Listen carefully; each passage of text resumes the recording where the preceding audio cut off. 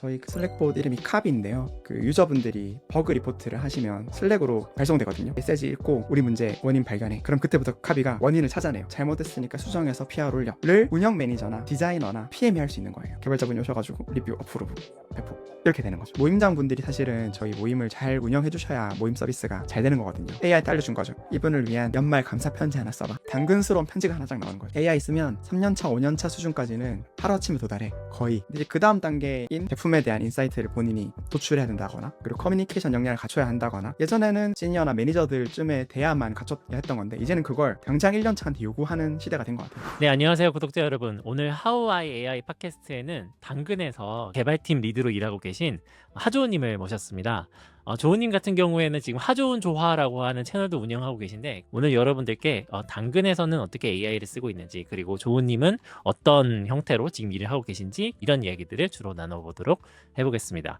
네, 안녕하세요, 조우님. 반갑습니다.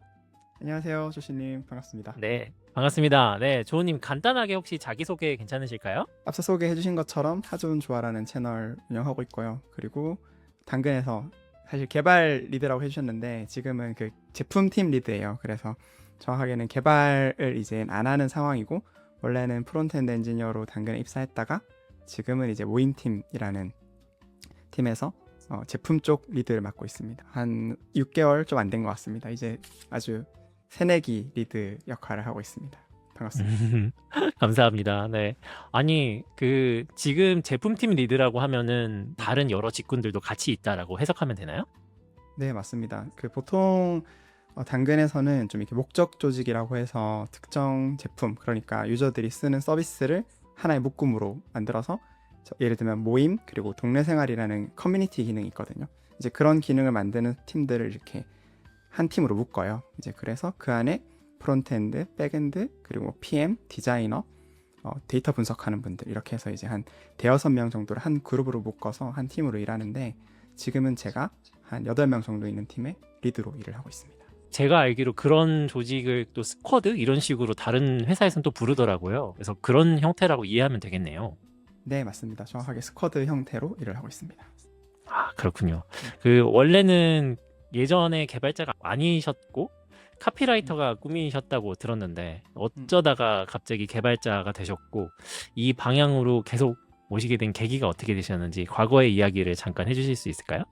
원래는 이제 카피라이터 일을 했던 건 아니고요. 꿈을 꿨었고, 대학교를 이제 언론이랑 경영학을 전공하는 걸로 이제 입학을 했습니다.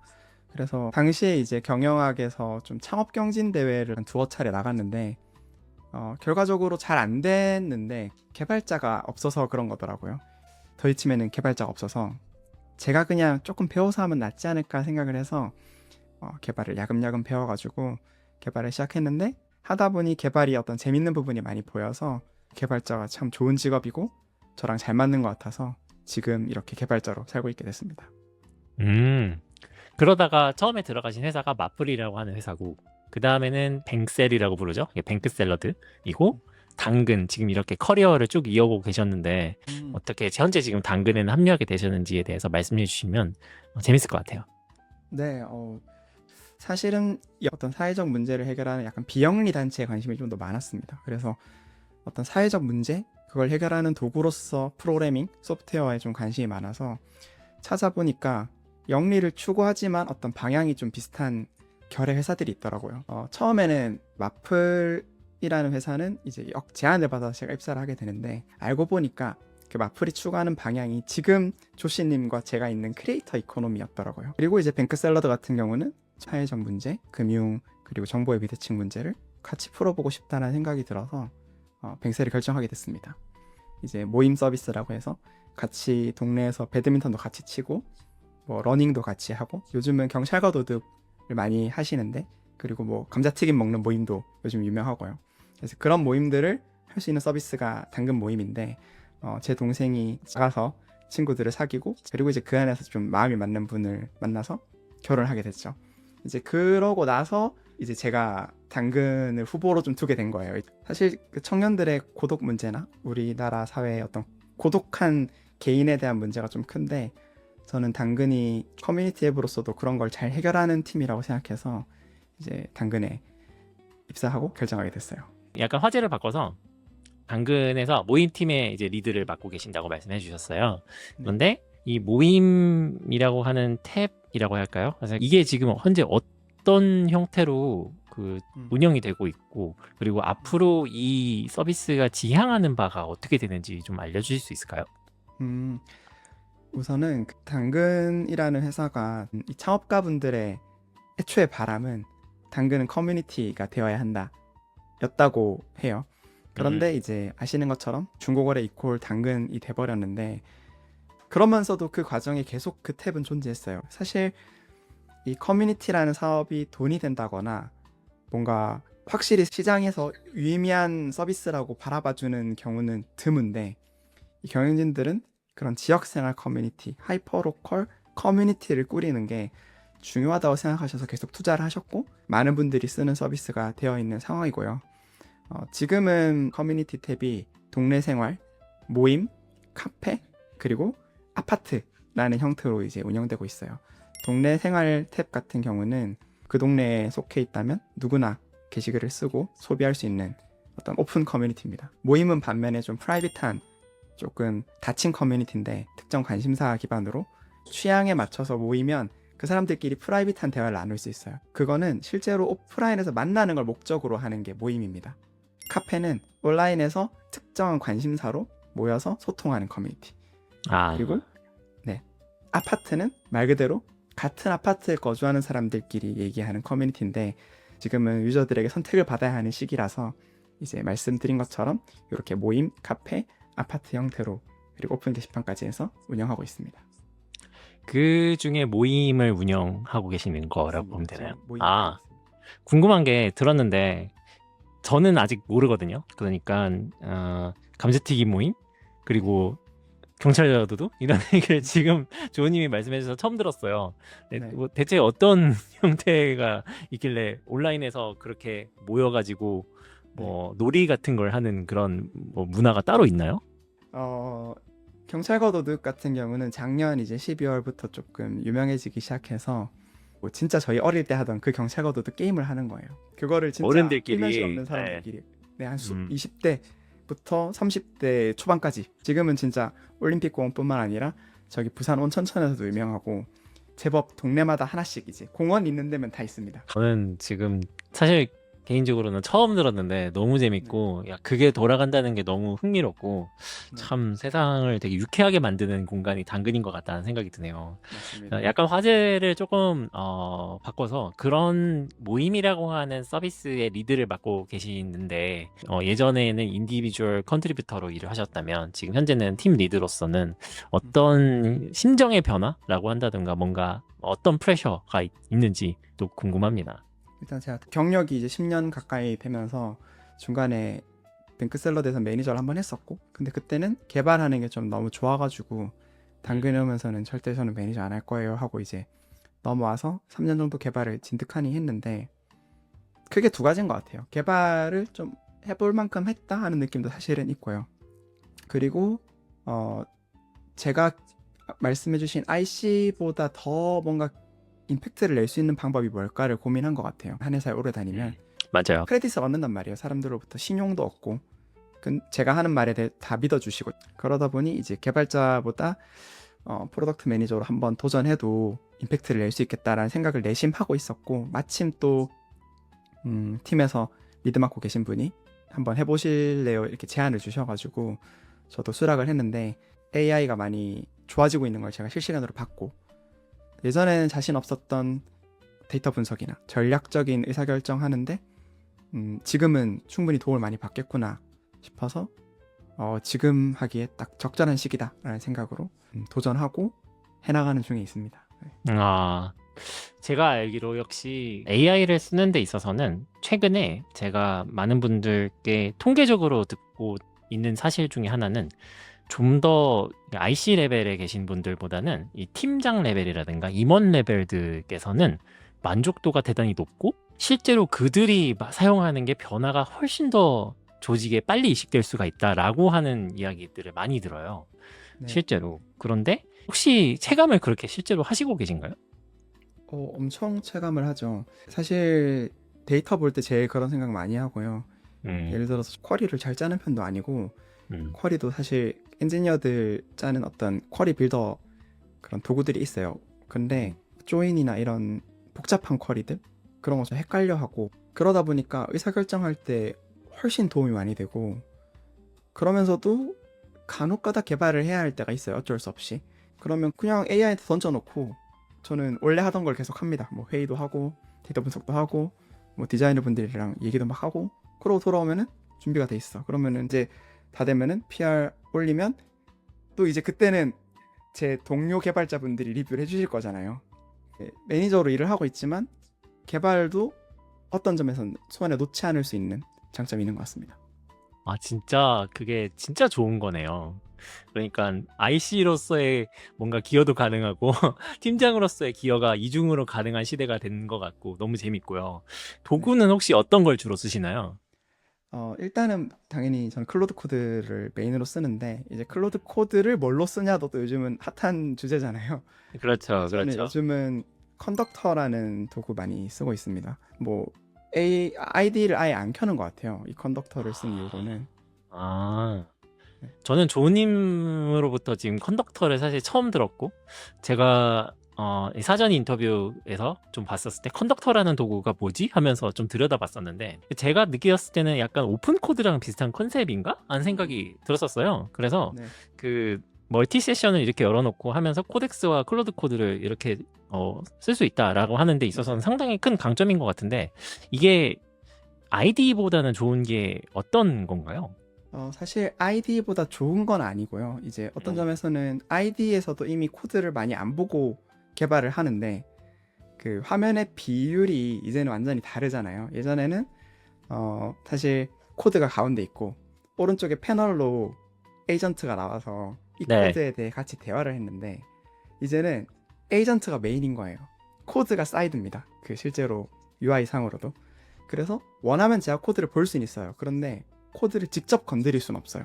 그래서 그 코드에 이제 코멘트를 남깁니다. 그러다 보니까 애초에 그 경험이 그 개발자 한 명 앉혀두고 저랑 대화하면서 저는 이런 게 원하는데 혹시 해주실 수 있어요? 하면 이제 그분이 해서 딱 주면 혹시 이렇게 해요? 그럼 제가 아니요 요렇게 해요 만 대화하는 거예요. 그 컨덕터라는 도구를 이용하면. 네, 네. 네, 그래서 이게 아이디를 켤 필요가 상당히 줄었죠. 재밌네요. 그러니까 확실히 커서나 안티그래비티의 변화도 뭔가 멀티 에이전트를 세션별로 이렇게 딱 열어서 나가는 네, 인터페이스로 더더욱 밀어 나가고 있는 추세가 보였는데, 그것보다 컨덕터라고 하는 도구가 좀 더 이제 에이전틱 코딩에 확실히 앞서가 있다라고 하는 점에서 선택을 잘 하시는 느낌이 들어가지고 되게 흥미로운 것 같고요. 그러면은 그런 멀티 세션 도구를 쓰셨을 때 대부분 엔진은 클로드를 쓰시는지, 아니면 뭐 사실 오픈 코드 쓰시는 분들의 철학은 기획은 코덱스가 하고 개발은 클로드 코드가 하고 디자인은 제미나이가 해. 그러면은 네, 그 맞아요. 오케스트레이션은 오마이 오픈 코드라고 하는 이런 또 추가 플러그인 있잖아요. 근데 네. 거기서 또 관리를 해서 알아서 오케스트레이션이 될 거야라고 하는 그런 내용이 좀 있는데, 혹시 조우님은 어떻게 사용하시나요? 사실 이제 그 철학에 대해 동의하고 이제 각자의 모델이 잘하는 걸 시키면서 또 효율적으로 가성비 좋게 쓰자는 맥락으로 저는 이해하고 있는데 네. 어떤 점에서는 제가 개발이 메인 업무가 지금은 아니다 보니까 일단 토큰 낭비에 대해서는 조금 덜 신경 써도 되는 상황이고요. 음. 그 회사에서 지원해주는 요금제를 쓰기 때문에 상대적으로 요금제에 대한 부담도 덜할 뿐더러 토큰을 제가 생각보다 많이 소비하진 못합니다. 그래서 클로드 코드에서 제공하는 기본 토큰으로 충분하기 때문에 오케스트레이션에서 가성비를 따질 필요는 없고, 그리고 어떤 각자 잘하는 영역이 있다고 알고는 있는데 제 생각에는 지금 오프스도 충분해요. 제미나이가 잘하는 게 있고 코덱스가 잘하는 게 있을 수 있지만 저는 아무리 생각해도 오프스만 해도 충분히 잘하는 것 같고, 그리고 걔가 부족한 점들은 아직까지는 또 제가 기여해주는 것도 제 나름대로는 효용을 느끼기 때문에 그렇게까지는 쓸 니즈가 크진 않은 것 같아요. 근데 개인 프로젝트에서 쓴다면 조금 더 적극적으로 써볼 것 같긴 합니다. 그런 것 그렇군요. 같습니다. 디자이너 분들은 AI를 쓰시나요? 혹시 지금? 디자이너분들이 디자인을 위해 AI를 쓰는 것보다 오히려 개발이나 데이터 분석 쪽으로 AI를 쓰시는 건 많이 늘어나긴 했어요. 아, 그렇죠, 네, 그렇죠. 디자이너도 결국에는 결정하기 위한 데이터가 필요하잖아요. 그럼 이제 이거 왜 데이터가 이렇게 돼 있어? 뭐 이런 걸 물어보시기나 또 한다거나, 혹은 디자이너분들이 볼 수 있는 어떤 예민한 어떤 디자인상의 오류가 있잖아요, 코드상에서. 근데 저는 프론트엔드 엔지니어 입장에서는 이미 충분히 잘 돼 있는 것 같은데 이상해. 그러면은 직접 코드한테 물어보세요. 에이전트 시켜서. 저기에 몇 픽셀 들어가 있어? 저기에 토큰 뭐 쓰고 있어 지금, 디자인 토큰? 그럼 이제 더블 체크가 되니까 그럼 이건 제가 바꿔둘게요 하고 바꾸거나, 혹은 저희 내부적으로 쓴 에이전트를 이용해서 바로 PR을 생성하시기도 하고요. 그렇구나. 그런 워크플로우는 처음 들어봤네요. 확실히 예전에는 디자이너가 개발한테 핸드오프를 할 때 뭐 피그마에 이때 개발 데브 모드를 써가지고 그렇게 해서 넘긴다고 하더라도 그 수치대로 안 나오는 경우가 비일비재했었거든요. 왜냐면 프론트엔드 개발 자체를 개발자가 하셨었다 보니까 아무래도 100%그 느낌을 낼 수가 없는데, 지금은 그래도 디자이너가 그런 것들을 좀 어느 정도 커버를 하고 PR로 쏜다라고 한다는 그 사실 자체가 생각보다 정말 많은 게 좁혀졌구나라는, 이게 저에겐 참 흥미로운 부분이기는 하네요. 네. 네. 그리고 아까 지난번에 한번 말씀해 주셨는 것 같은데, PR을 올린다던가 아니면 그 데이터 분석을 한다던가 이런 것들은 예시를 예전에 들어주시기로는 슬랙봇 같은 걸 쓰신다고 말씀해 주셨던 것 같아요. 근데 그거는 어떻게 보통 진행이 되고 있나요? 저희 그 슬랙봇 이름이 카비인데요. 이 카비가 슬랙봇으로 역할을 하고 있고, 실제로 저희 슬랙에 대한 컨텍스트를 다 쥐고 있고, 또 GitHub 레포 관련된 걸 다 쥐고 있기도 하고요. 노션까지도 알고 있어서 이제 요 세 개를 다 알면 저희 당근 내 어떤 컨텍스트를 거의 다 알고 있는 거거든요. 네, 그런 상황이기 때문에 예를 들어서 저도 백엔드 코드가 궁금해요. 그러면 이제 물어보는 거죠, 카비한테, 슬랙의 태그에서. 근데 그게 이제 어떤 단계에서 벌어지냐면, 보통 그 유저분들이 버그 리포트를 하시면 슬랙으로 발송되거든요, 어떤 메시지가. 그러면 거기 밑에다가 카비를 불러요. 이분이 이런 문제가 있다고 하는데 이 메시지 읽고 우리 문제 원인 발견해. 그럼 그때부터 카비가 원인을 찾아내요. 예를 들면 정책상 이게 맞아요, 그건 뭐 유저분이 오해하신 거예요 라는 답변 해줄 수도 있고요. 아니면 유저분이 겪고 계신 문제가 문제였어요, 코드에서 정책과 다른 어떤 로직을 발견했어요 라고 해줄 수 있는 거죠. 그러고 나서 그러면 그거 잘못됐으니까 수정해서 PR 올려를 운영 매니저나 디자이너나 PM이 할 수 있는 거예요. 그렇구나. 네, 그러고 나서 개발자분 태그 한번 해서 제가 이런 문제를 발견해서 이렇게 해결했는데 리뷰하고 머지해서 배포만 해주세요 하고 태그 딱 하면 개발자분이 오셔가지고 맞는 말인데요, 리뷰 어프로브 배포, 이렇게 되는 거죠. 그렇구나. 그 일종의 사내에 전체 인원이 쓸 수 있는 통합 에이전트가 이미 구축이 돼 있다라고 하는 의미겠네요. 재밌네요. 네. 그런 이 기업형 에이전트라고 해야 되나? 그 시장이 되게 큰 걸로 알고 있는데 당근에서는 그거를 이미 잘 구축해서 쓰고 있다는 게 되게 인상 깊은 것 같고요. 그 워크플로우가 달라지는 데 있어서 많은 데 기여를 해주는 것 같네요. 그러면은 이제 파트 3로 한번 나아가 보고 싶습니다. 네. 조님의 그 유튜브나 이런 것들 보면은 AI가 우리의 기술과 지식보다는 그냥 너무너무 앞서가 있고 그냥 다 따라갈 수가 있는 수준이 아니다 이미. 그러면은 우리는 인간으로서 어떤 걸 갖춰야 된다라고, 이런 부분에 있어서 좀 공감하는 마음을 갖추면서 문제 해결을 하는 게 좋지 않을까 하는 이런 관점들 얘기해 주시는 게 저한테는 조금 재미있는 시각이었어요. 개발자의 미래 뭐 이런 것들은 어떻게 생각하시는지 그런 것도 좀 궁금합니다. 네, 사실 우리가 생각하는 엔지니어로서의 전문성은 AI가 당연히 더 앞설 수밖에 없는 상황이라고 생각합니다. 지식 노동에 있어서는 진짜 절대적인 강자니까요. 그래서 저희는 당연히 그 AI를 잘 쓰는 사람이 되어야 한다는 데는 이견이 없을 거라고 생각해요. 근데 이거를 모두가 어느 정도 할 줄 안다는 가정하에 그러면 누가 채용이 될까를 얘기하다 보니 이제 그 얘기가 나온 건데요. 결국에는 대화가 좀 잘 통하고 마치 소개팅 같은 거예요. 그런데 대화 한마디 해보면 알잖아요, 그 사람이 나랑 핏한지. 근데 이제 그런 거를 회사에서 드러낼 수 있는 방법이 저는 문제에 대한 공감 능력이라고 생각한 거죠. 결국엔 스타트업이 가고자 하는 방향에는 어떤 그 문제가 해결된 미래가 있거든요. 같은 목표를 향해 달려가기로 합의한 거. 근데 애초에 합의가 안 되는 사람은 절대 안 태우고 싶겠죠. 애초에 그 목표에 공감 못하는 사람은 그냥 뭐 저는 개발자가 돈 많이 준다고 해서 시작했어요, 안 된다는 거죠. 어떤 그 문제에 대해서 저도 그거 재밌어 보여요, 저도 그거 해결해보고 싶어요, 이런 마음이 있는 사람이 어떤 같은 수준의 AI 역량, 같은 수준의 지식 역량을 가졌다면 그런 사람을 더 뽑을 것 같다는 얘기를 하다 보니 이제 공감이 중요하다는 얘기를 드렸었습니다. 되게 정말 핵심을 찌르는 말인 것 같은데, 근데 지원자 입장에서 봤을 때 회사가 지향하고 있는 문제라든가 아니면 그 팀이 해결하고자 하는 문제라든가 이런 것들을 공감을 내보해서 뭔가 드러낸다는 사실 자체가 생각보다는 어려운 것 같아요. 제가 맞아요. 느꼈을 때는. 네. 그러니까 오히려 그게 어렵기 때문에 대화를 함에 있어서도 그 문제에 진짜 내가 진심으로 공감하고 있다라고 또 내보내기도 되게 어렵고, 그렇다면은 지원자 입장에서 만약에 그 문제에 공감은 하지만 정말 진심으로 이걸 내가 공감하는가에 대해서 뭔가 자신이 없을 때는 지원하면 안 되나요? 그러면? 그런 건 아니죠. 근데 이제 네. 그건 이제 면접관이 판단할 문제라고 생각해요. 본인이 진심인지 아닌지는 사실 본인은 일단 진심이라고 믿어야 되죠. 어떤 점에서는 사실 네. 자기를 소개하는 걸 수도 있긴 해요. 그 현장까지 갔을 때는. 그리고 그 현장에서 면접관들은 그 사람이 진짜 진심인지 아닌지를 여러 질문을 통해 파악하겠죠. 이 사람이 진짜로 그런 경험이 있는데 그 경험이 본인이 하고 싶어서 했던 경험인지 아니면 취업만을 위해 했던 건지 얘기하다 보면 조금씩 티가 나거든요.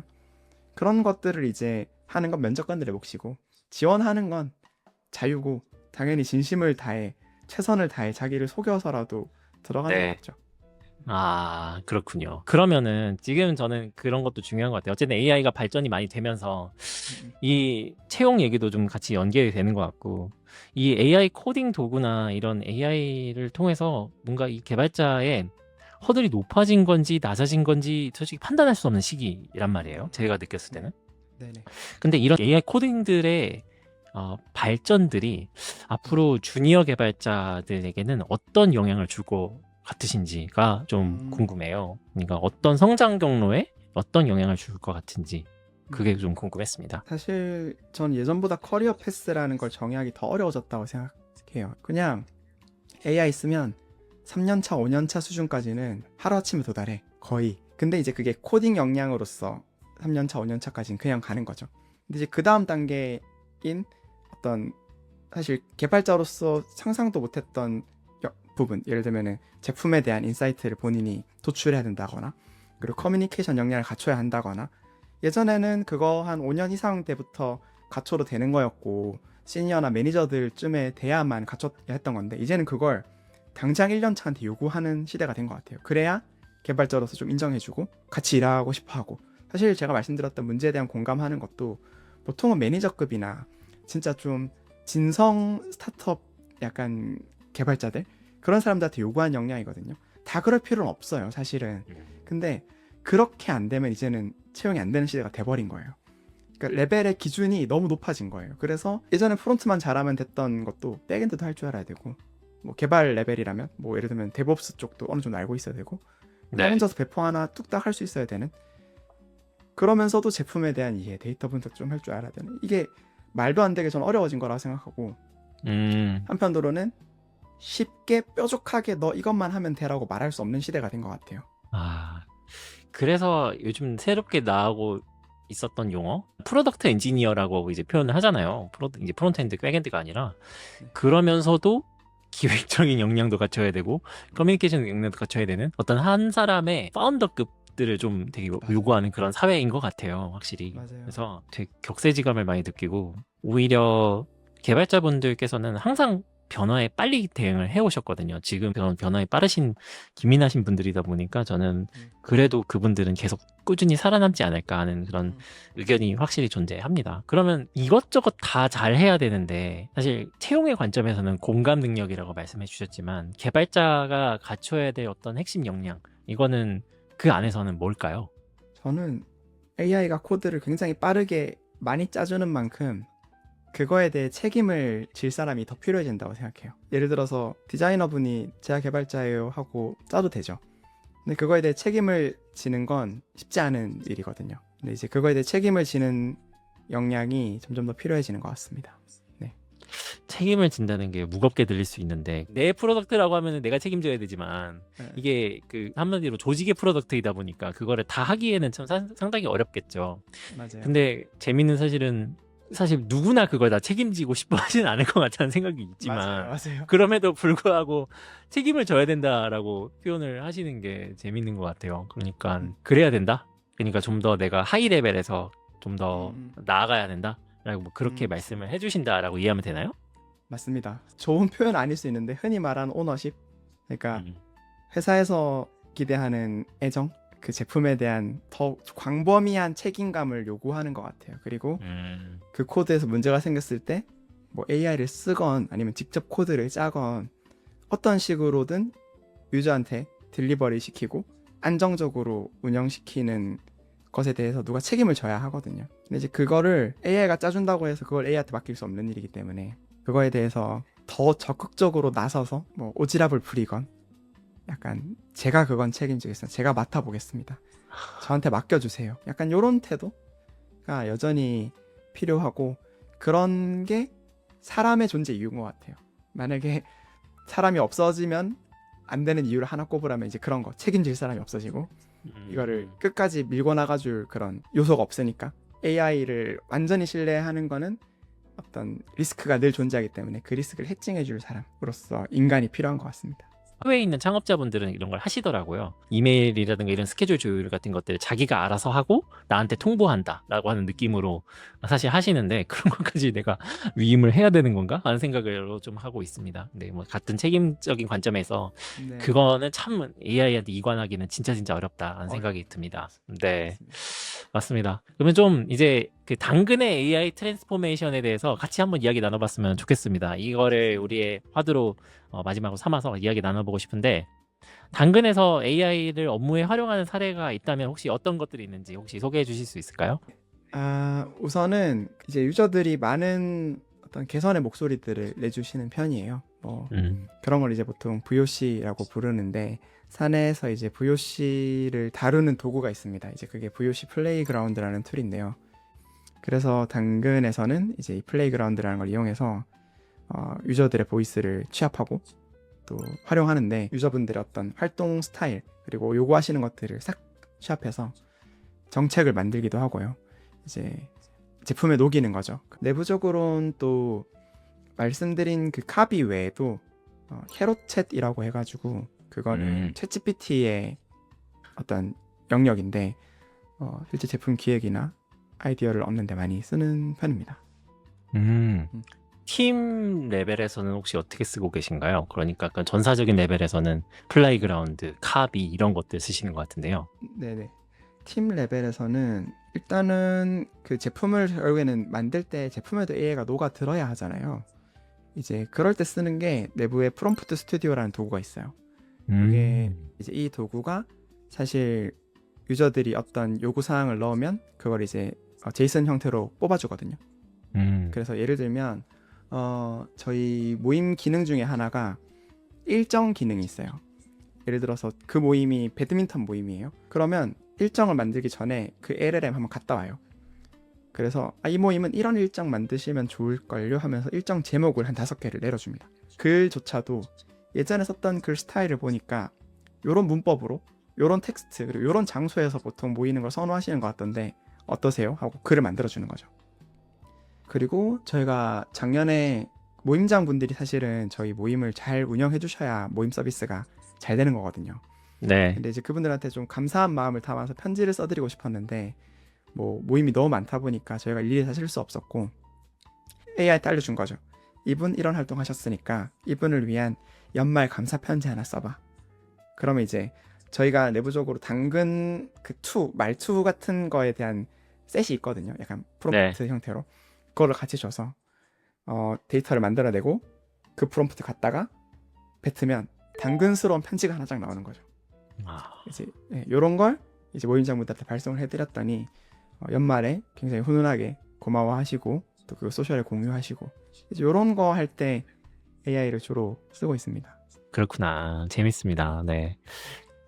지금 사실 그렇게 해서 팀 단위에서 AI를 활용한 사례도 있는데 약간 이것도 중요한 것 같아요. 그러니까 회사 내에서는 어떻게 AX가 좀 더 이루어지고 있는지도 그냥 대략적인 경향성 이런 것들을 좀 말씀해 주실 수 있지 않을까 하는 생각이 들어요. 지금 제가 알기로는 어쨌든 당근은 한 500명에서 그 정도 네. 수준이라고 알고 있는데 네. 지금 현재에서는 그 개발자분들이 압도적인 숫자를 차지하고 있는 것으로 이해하고 있는데 이런 조직에서는 어떻게 AI 전환과 도구 도입이 이루어지고 있는지가 좀 궁금하더라고요. 저희는 사실 처음에는 그 어.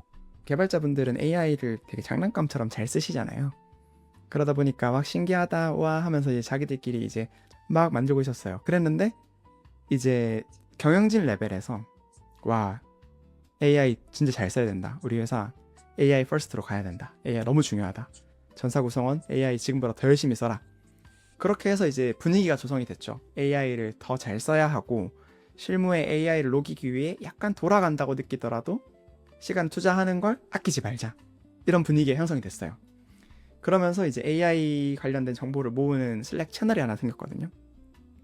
이제 거기에 저마다 노하우를 올려주고 그리고 원래는 저희가 매주 화요일에 전사 그 미팅이 있어요. 그때 이제 AI 쇼앤텔이라는 프로그램을 운영했어요.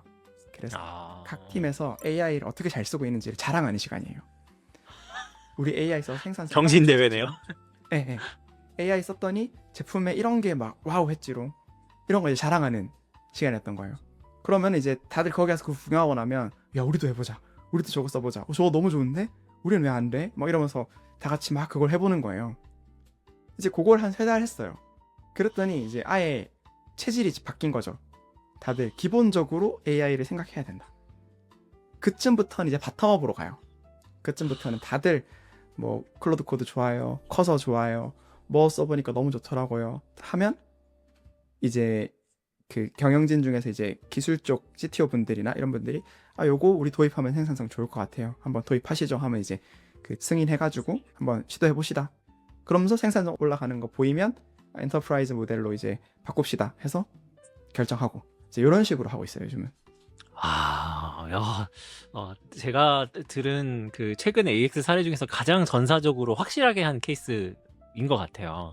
맞아요. 아직 제가 다른 회사들 같은 경우 보면은 예를 들면은 이제 여러 회사들이 있는데 한 조직 같은 경우에 그냥 테스트로 하나 AI 네이티브 팀을 만들고 그걸로부터 퍼뜨려 나간다라고 느끼는데 지금 당근은 애초에 경영진 분들께서 야 딱 한마디로 정기 세션을 하자, 대회를 열자라고 하다 보니까 서로 팀이 우후죽순 다 이 케이스 스터디를 들고 와가지고 그걸 경연대회처럼 했다는 사실 자체가 재밌는 사실인 것 같고, 상금 같은 게 있었나요? 그걸 왜 그렇게 하신 거죠? 사실 상금은 없었고 문화의 그냥- 이유였나요? 그냥? 그냥 문화인 것 같아요. 그런 걸 즐기시는 것 같고 그런 공유나 이런 게 너무 자연스럽고 즐기셔서 내부적으로 사실 등 떠미는 것도 좀 있고요. 이제 예를 들어서 같이 일하는 동료가 너무 AI를 잘 써. 그러면 이제 제가 가서 이거 전사 발표 좀 해보라고, 이거 너무 멋지다고 한번 해보세요 하면 이제 그분이 가서 또 발표해보는 거예요. 발표도 막 그렇게 저희 거창하게 준비 안 하거든요. 그냥 노션에 네. 이렇게 정리해가지고 사례 딱딱 보여드리면은 그분들이 와가지고 우와 이렇게 해주신단 말이에요. 그러다 보니까 또 재밌는 건 저희가 이제 그 연말 평가 같은 걸 보통 하잖아요. 그러면 이제 본인들이 1년 동안 무슨 일 했는지를 정리를 하셔야 되는데 그거 굉장히 귀찮거든요. 예를 들면은 슬랙도 뒤져야 하고 뭐 지라 같은 그 티켓 관련 프로젝트 매니지 도구도 뒤져야 되고, 그런데 이제 그걸 귀찮음을 다들 느끼신 거죠. 근데 그 귀찮음 느낀 분 한 분 중에 AI 가지고 그거 만들어 오신 거예요. 그냥 이제 딸깍 하면 그분에 대한 정보를 에이전트가 싹 돌아다니면서 정리해가지고 막 되게 재밌는 것도 많이 알려줘요. 뭐 예를 들면은 조은님은 1년 동안 이 단어를 가장 많이 썼어요. 혹은 네. 이 사람을 가장 많이 호출했어요. 뭐 이런 걸 이제 알려주는 재미난 연말 리캡 도구 같은 것도 그냥 사내에서 그냥 막 신나서 만들어서 공유해 주세요. 그런 것들 다. 너무 재밌습니다. 너무 재밌습니다. 네. 사내 정말 재밌는 이런 AX 스토리를 너무 잘 들어서 정말 감사하고요. 그러면은 이제 다른 질문 드리고 싶은데요. 당근처럼 굉장히 MAU가 높은 서비스 같은 경우에는 어떻게 AI를 제품에 도입할 때 고려해야 될 점이 뭐가 있을까요? 저는 사실 AI 굉장히 편리한데 무엇보다 중요한 건 저 약간 보안이라고 생각해요. 그래서 뭐 효율적이고 편리해서 사실 다 맡겨주고 싶은 마음은 크거든요. 그런데 이제 회사의 어떤 유용한 자산들, 고객 데이터뿐만 아니라 회사의 코드들, 이런 데이터들을 잘 지킬 수 있는 방법으로 AI를 써야 한다고 생각하고요. 그래서 저희도 내부적으로 바로 외부의 서비스들을 쓰기보다 자체적으로 뭔가 구축해 보려고 시도를 많이 했었습니다. 그래서 자체 구축한 말씀드렸던 프롬프트 스튜디오나 어떤 캐로책 같은 도구도 다 사내 어떤 보안 환경 속에 들어와 있어서 그런 점에서 좀 허점 없게 빈틈없이 만들어 두고 쓰기 시작해야 그 안에 있는 편리함도 누리는 게 좀 장애가 생기고 큰 일이 안 난다고 저는 생각합니다. 그렇게 써야 AI를 썼을 때 다들 해피하게 만족할 만큼 쓸 수 있다고 저는 생각하고 있습니다. 아, 그런 배경이 있었군요. 저 얼마 전에 그 알라딘의 만권당 채널인가? 만권당. 거기서도 네, 거기서도 그 당근의 관계자가 나오셔가지고 에이전트 빌더를 직접 만들어서 쓰고 있다라고 들었었거든요. 맞아요. 근데 그게 약간 그런 배경이 좀 있겠군요. 보안적인 배경이라든가 아니면 네. 실제로 시장에 우리한테 필요한 툴이 없으니 직접 만들자 이렇게 돼가지고 된 케이스라고 보였었는데 약간 큰 회사다 보니까 아무래도 그런 도구를 직접 빌드하고 보안을 스스로 신경 쓴다라는 점에 있어서는 상당히 괜찮은 내용인 것 같습니다. 요즘은 많은 회사들이 스스로 다 만들 수 있는 시대이긴 하잖아요. 맞아요. 그리고 당근이 약간 DNA가 사실 이 채널의 이름처럼 다들 빌더 성향이 강해요. 다들 이제 저희는 그래서 내부적으로 메이커라고 부르는데 다들 메이커이자 빌더라서 그 말씀해주신 도구가 캠프인데 그런 이제 에이전트 관리 도구 같은 걸 시장이 아직 내놓는지 뭐 내놓을 건지 모르겠지만 우리는 필요해. 그럼 만들어. 근데 만들면서 겸사겸사 내부 데이터를 잘 이제 쓸 수 있도록 만드는 거죠. 그러면은 활용도 더 쉬워질 뿐만 아니라 이제 외부로 유출도 안 되니까 더 믿고 쓰고 편하게 쓰게 되는 경향이 큰 것 같아요. 그래서 내부의 구성원들 한 명 한 명이 약간 그 빌더로서의 어떤 성향을 갖추는 게 어떻게 보면 전사적인 AI, AX에 굉장히 큰 도움이 되는 게 아닌가 싶습니다. 맞습니다. 그래서 예전에 비해서 이 B2B 사스 시장이 많이 죽었다고 하더라고요. 사실 주가로 그게 다 반영이 되고 있거든요. 네. 근데 그에 비해 이제 AI 네이티브 컴퍼니라고 해야 되나요? 어쨌든 그런 회사들의 주가들은 올라가고 있는 상황인데 지금 이런 얘기 들었을 때도 지금 사실 필요하면 스스로 만들 수 있는 시대구나. 그리고 보안적인 부분도 그러면서 또 해결을 할 수가 있는 시대구나라는 면에서 시대의 변화가 좀 많이 더 느껴지는 그런 양상을 보여주신 것 같습니다. 네. 맞습니다. 이제 그러면 마지막으로 질문을 드리고 싶은데요. 조우님은 개발자시잖아요. 물론 지금은 이제 프로젝트 리드를 하시지만 AI 시대의 커리어를 고민하는 우리 개발자분들에게 한마디 해주신다면 어떤 말씀 해주실 수 있을지. 네. 우선은 저는 그 두려움이 앞서는 건 당연하다고 생각하고 저 역시 그런 사람 중에 하나라고 말씀을 드리고 싶어요.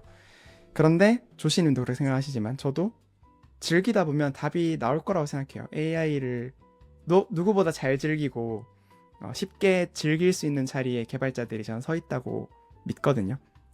그러다 보니까 저도 예전에 내가 못할 것 같았던 프로젝트도 서슴없이 도전해보는 부분이 많아졌어요.